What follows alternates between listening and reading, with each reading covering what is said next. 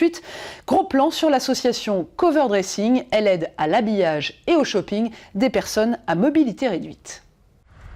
Faire les magasins, c'était un plaisir pour Nathalie. Mais depuis un accident du travail qui a handicapé son épaule, c'est devenu un défi.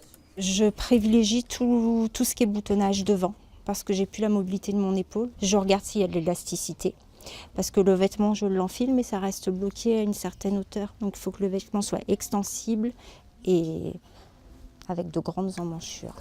Comme elle, on estime que 8 millions de Français sont contraints dans le choix de leur habillement.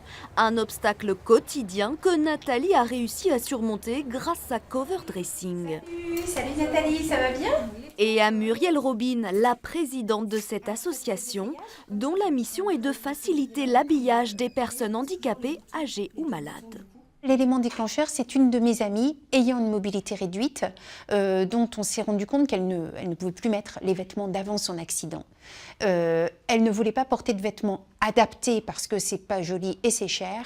Et on s'est rendu compte en allant fouiller dans les commerces qu'on parvenait à trouver, mais noyés dans la masse, des vêtements qui pouvaient convenir. Depuis 5 ans, elle teste donc les vêtements aux côtés d'un ergothérapeute, de stylistes et de bénévoles. Et tout commence par une séance d'essayage. J'aime beaucoup, mais elle n'est pas pratique du tout. Elle n'est pas pratique. Est-ce que je peux pas fermer? Pour mon rôle à Cover Dressing, c'est vraiment d'apporter une analyse vestimentaire sur les différentes pièces de vêtements qu'on va aller chercher en boutique. Par exemple, pour une personne qui s'habille que d'une seule main ou une personne qui s'habille au fauteuil, trouver le bon vêtement qui sera le plus facile à enfiler pour elle. Une expertise qui a un nom bien apporté, un logo qui permet d'identifier les vêtements les plus ergonomiques. Ce label a séduit 2 enseignes de prêt-à-porter.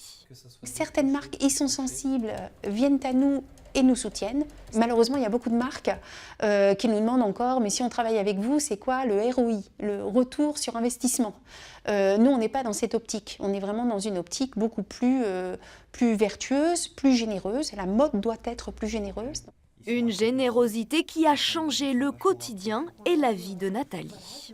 J'ai appris à me réhabiller correctement, à refaire les boutiques, mais en visionnant le vêtement, en l'étudiant et en me disant ça, tout compte fait, je peux peut-être le mettre. Ça change tout.